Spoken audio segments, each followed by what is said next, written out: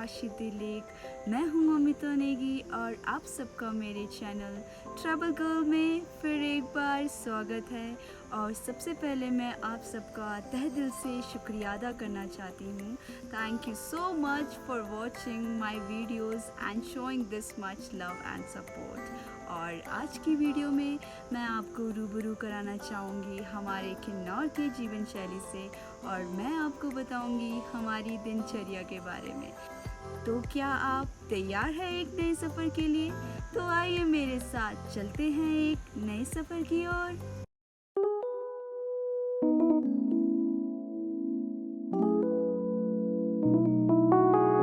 गांव का व्यस्त जीवन तो सुबह सूर्य की किरणों के साथ ही शुरू हो जाता है। आजकल हमारे यहाँ घास काटने का काम चला हुआ है, तो मैं जा रही हूँ हमारे खेत, जिसको हम बोलते हैं काटपा, जो कि हमारे घर से लगभग आधे घंटे की दूरी पे है।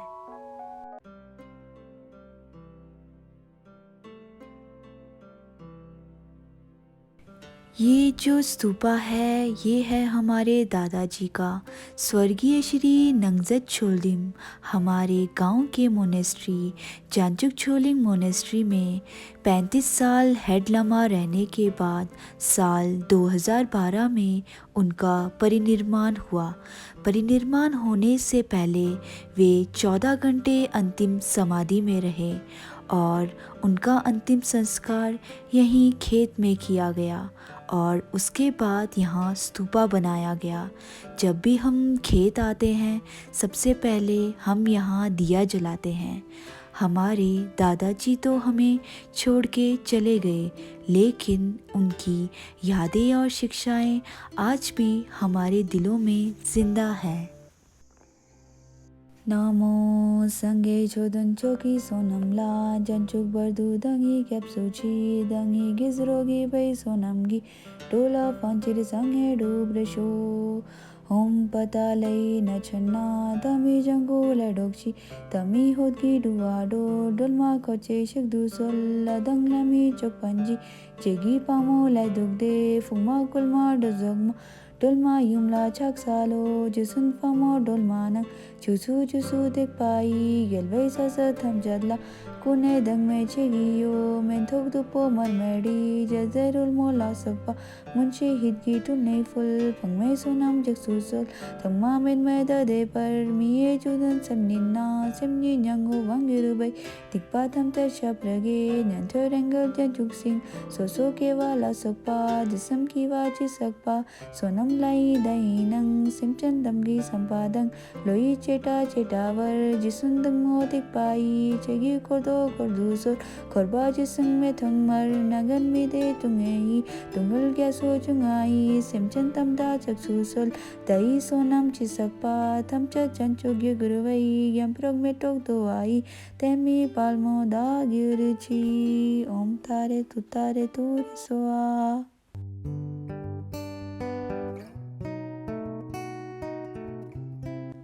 घास हम साल में 2 बार काटते हैं।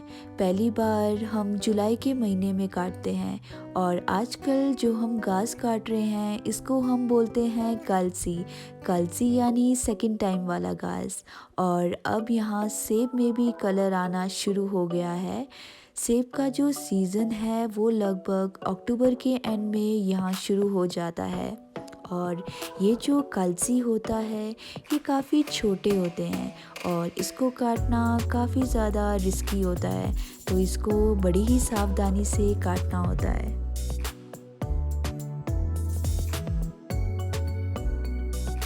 घास काटने का काम तो चला हुआ है, मैं जा रही हूँ पानी लेने। हमारे खेत से 10 मिनट की दूरी पे है ये चश्मे का पानी, जिसको हम बोलते हैं नेचुरल मिनरल वाटर भी। ये जो पानी है ये बहुत ही ज़्यादा स्वच्छ और ताज़ा होता है।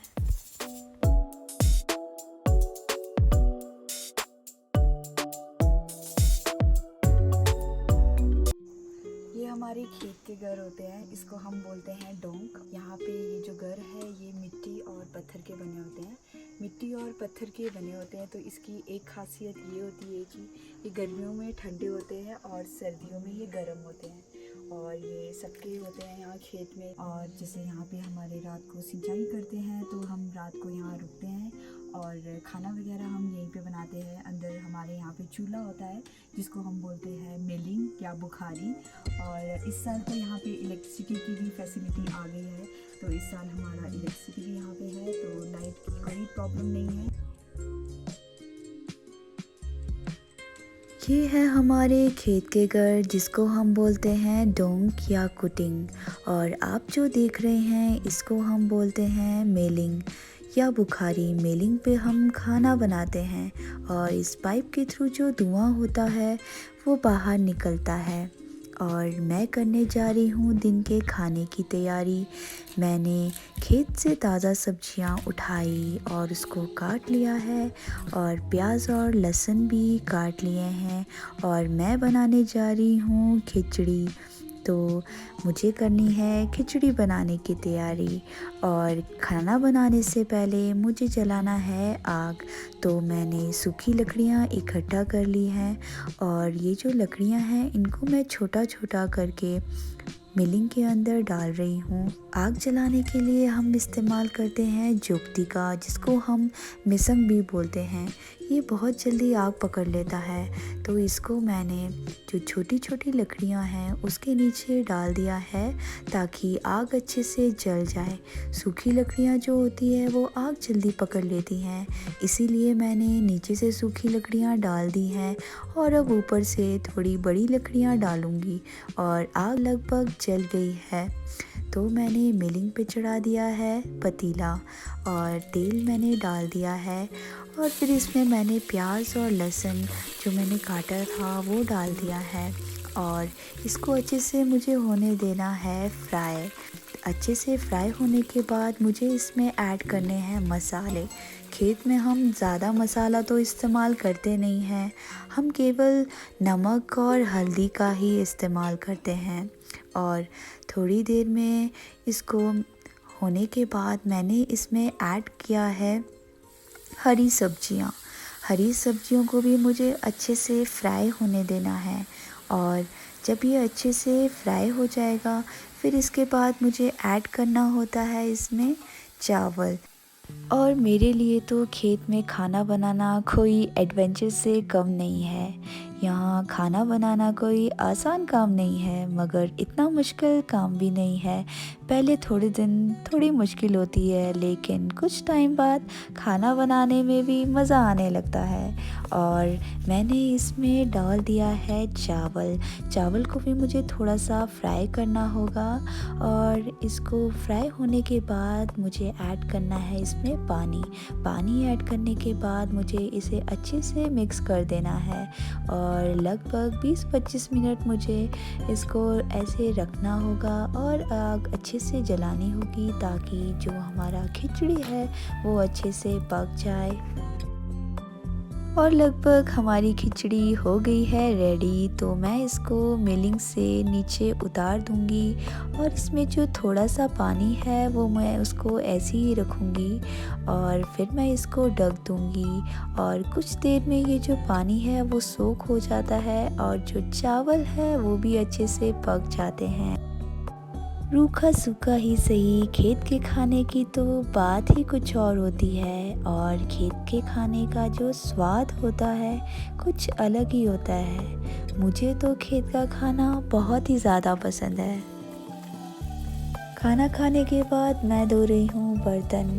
और हमारे जो बर्तन होते हैं वो मिलिंग पे चढ़ा के काले हो जाते हैं, तो इसलिए ये जो राख है इसमें पानी मिक्स करके अगर हम बर्तन के बाहरी हिस्से को लेप करें तो ये जो बर्तन होते हैं ये हमारे साफ रहते हैं।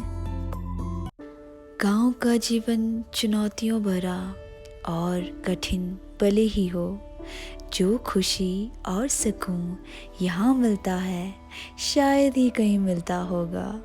और जब दिन भर काम करके थक जाते हैं, रात की नींद बड़ी ही मीठी आती है।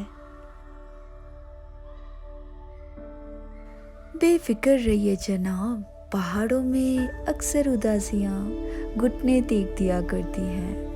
और इसी के साथ मैं लेना चाहूँगी आप लोगों से अलविदा। जल्द ही मिलेंगे अगली वीडियो में। तब तक के लिए खुश रहिए और मुस्कुराते रहिए। Bye bye.